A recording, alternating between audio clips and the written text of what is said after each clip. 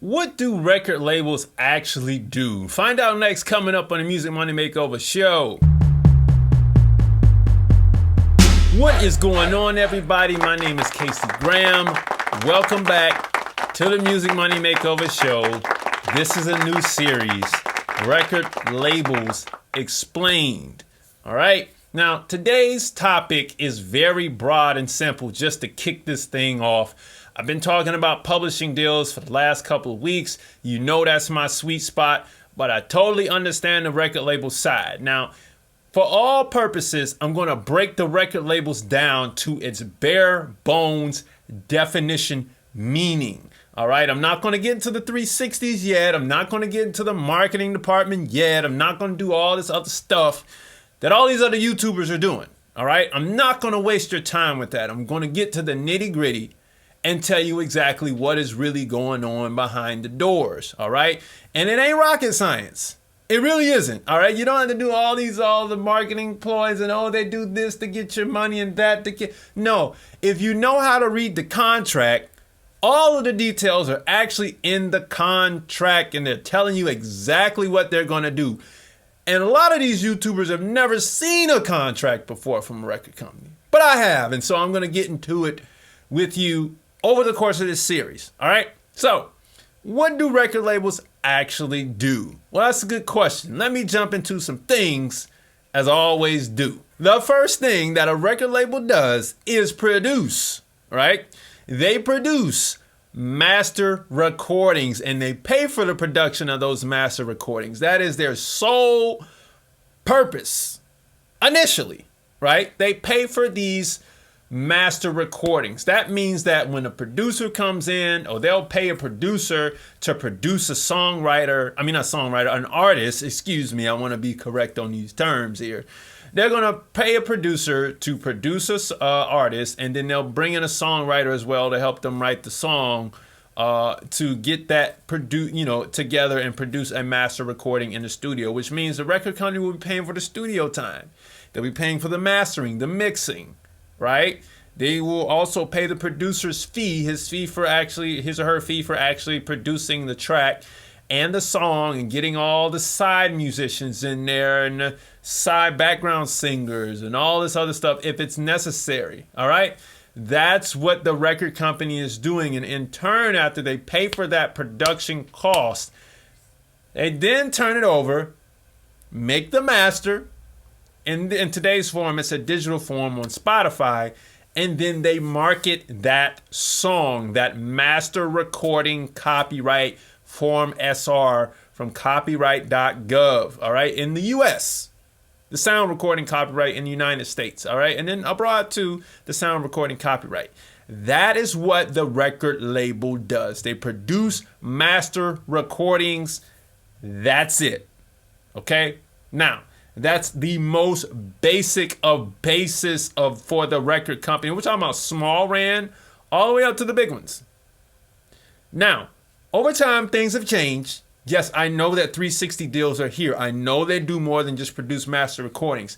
Sometimes they don't even produce them anymore. Sometimes a lot of the deals are just licensing deals. But I want to be straightforward and frank with you, okay?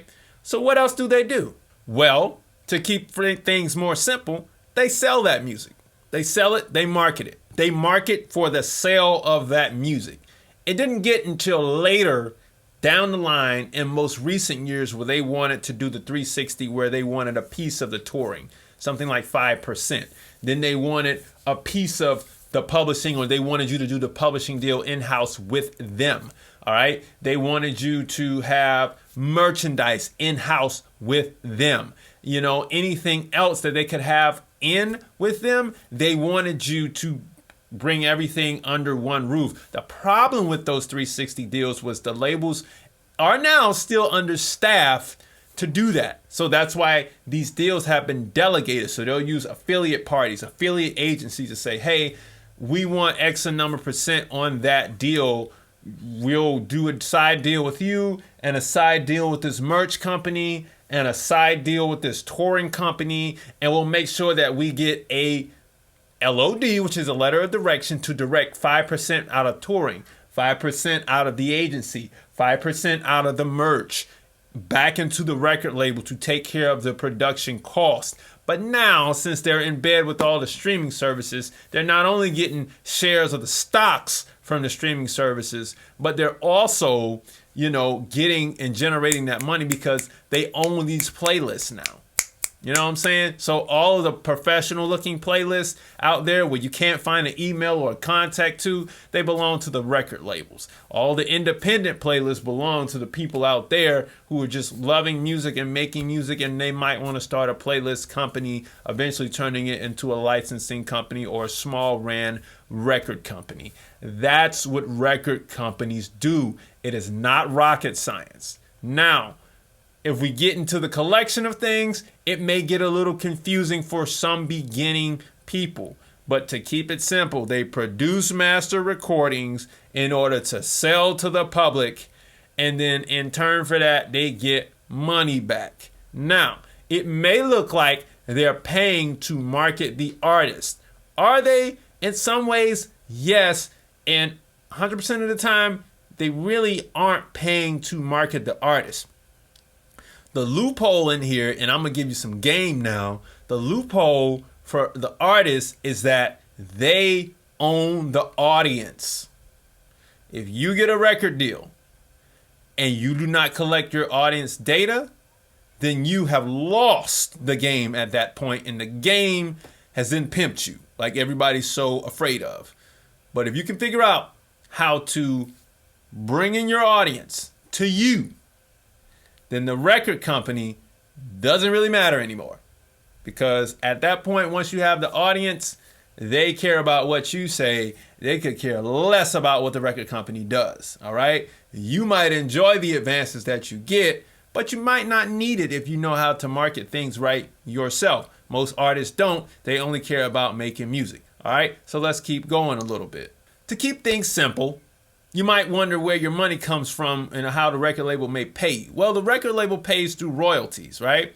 And they only pay out of the artist royalty. When the artist gets signed, they give the artist a royalty, say, of anywhere from 12 to 15%. And if it's really good and the artist has some clout, some pull, they give them 20% of the monies that come in, right? But they'll only give them that 20% after they recoup everything. But they also have to pay some other people here. They have to pay the record producers or producers. They have to pay the executive producers. All right. They have to pay out mechanical royalties. And all of these royalties come out of the artist royalty. That little 20% and that other 80% goes directly to the record label. So to keep things simple, the record label will take 100% of the money unless said so by the producers, saying that, hey, once my advance is collected on, once you get all the money back from my producer advance, you have to start paying me out. All right? That's enough. That's for another day, but we just want to keep things simple. The record label, in general, will collect all of their money back first before they pay anybody else out, unless it's said so in any other side contract. All right? And then, to go into a little bit of detail, the artist has to pay the record label back out of their 20%. So even if the record label collects all their money back, the artist is still paying their debt back based on the income slice that they have. All right? The record company gives you $1 to produce something. All right?